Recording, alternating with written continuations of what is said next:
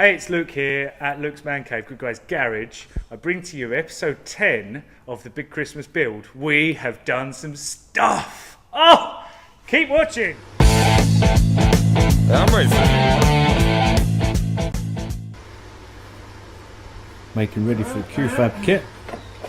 Strengthening plates that should stop the chassis from cracking. It just spreads all the load for the rear subframe with all of the extra ponies we've added. Mark it out. Give it a good clean. Got all the tools out here. Get it as clean as possible. Most of welding is in the preparation.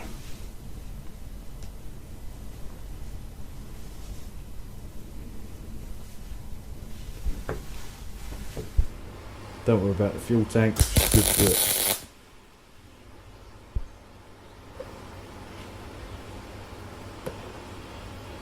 Just a couple of tacks.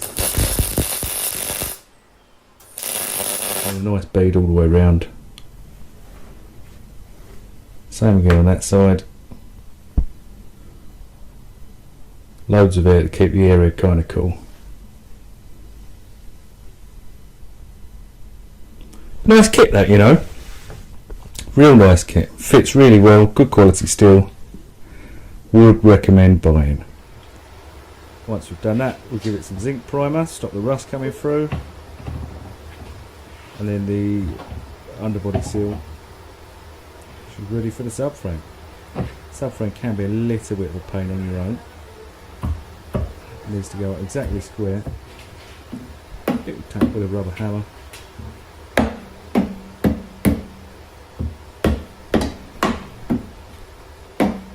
You're up. Nuts. Bolts.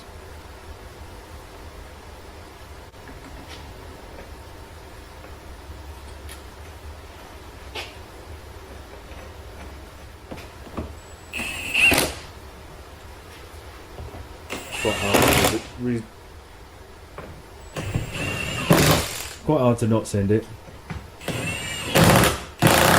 Spec, so you can see. Big old ratchet.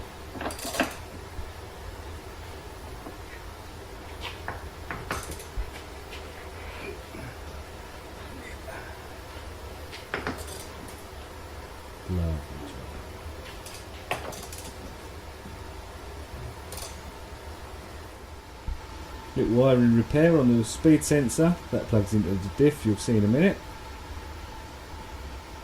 Normally, obviously, I would twist and tape, but as this is kind of a full restoration, I thought I'd do it properly. Heat shrink connectors, pretty good. Balloon tape, I like that as well, it gives the OE feel.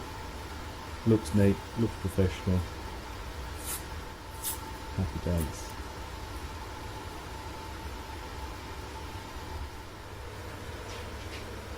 In with the upper and lower arms.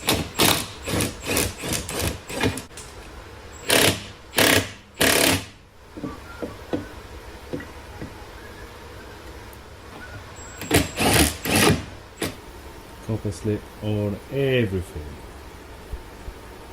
Future owner will thank me at some point.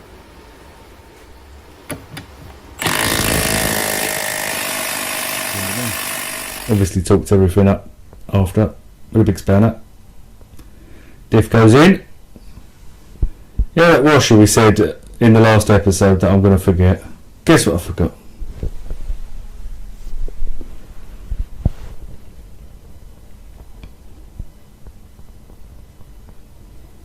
Nothing cross-threaded, which was a fucking bonus.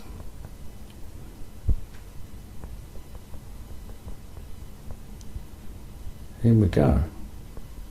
Them poly bushes do look nice, don't they? Speed sensor. More copper slip. Rear trailing arms.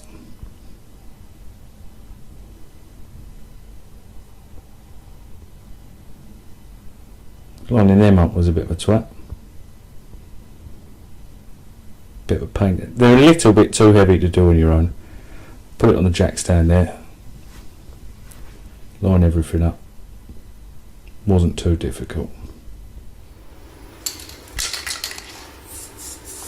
White grease just on the drive shaft there.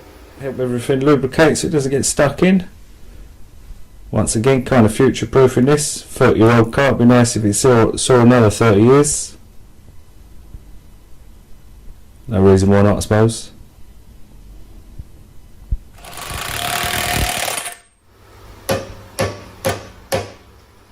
Try and use my hammer at least once a day. So I always do this at the weekend because full-time job and that. And unfortunately, the people at Gas Suspension, namely Byron, don't work the weekends. So if they've missed anything out, or something's wrong or something, it's a little bit of a pain because I can't sort it out until Monday morning. So hopefully It was all there, it was all correct. The only thing I did fuck the top mount on the rear. Monday morning, guess where I'm going to get a new one? Fortunately it's only round the corner from me. I can do it on my way to work. So this is the graph for the gas golds. Obviously means absolutely nothing to me. I'm hoping that gas shops who are currently doing a series of videos that are very well put together, I'm hoping that they're going to explain what all of that gumph means at some point, so we all know. Byron did start explaining it, but unfortunately I glazed over because it's too technical for my stupid little brain. The little spoons. Well, that's how you adjust the top. Soft and hard. That's the front, that's the front.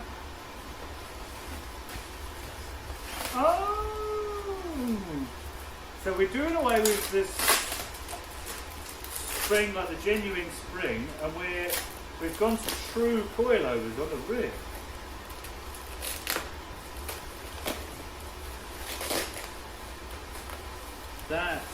That's outstanding. Hope my wheels fit, because the shop's going to be considerably bigger. Oh, look at that. The craftsmanship in there is outstanding. That's a bit that I broke. Solid top mount. I sent that nut on too much. Spring retainer. Height adjustment. Bump and rebound. Ooh. Rose joints. We look to be all there. Lovely. Oh. I have shit everywhere.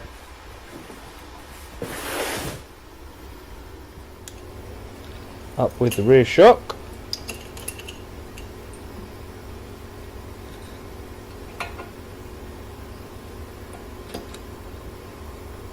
Talk to spec, obviously. Up with the top. That goes into the boot. Hey, so that's the end of Saturday. And we have some things to tick off. Ultimate Alloys sorted us out with the wheels. Raw of Tyres sorted us out with the tyres. Q-Fab kit. We're only going to half scrub that because I've done the back. We're not bothering with a lock kit now. We're not bothering with arms because it is too nice to turn into a drift car. Arms, not bothered. Steering rack. Oh yeah, we are. We're not going We are purple going tag rack. purple tag rack. Oh, rear bench is in. We're not doing bucket seats. We're not welding the diff because it's too nice to turn into a drift car. Rear subframe, that is done and in. All we need, really, front subframe.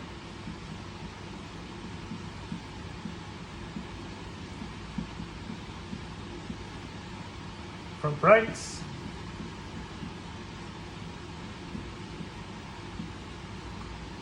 braided lines.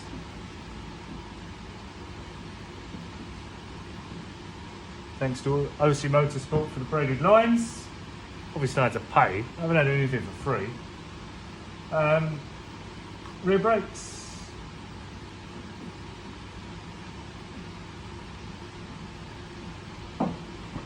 Coilovers are on, rear subframe's on, polybush. Oh, I'm so excited for tomorrow. Hey, so thanks for watching episode 10 of Luke's Man Cave, the big Christmas build. We've done some stuff. Stay tuned for the next episode.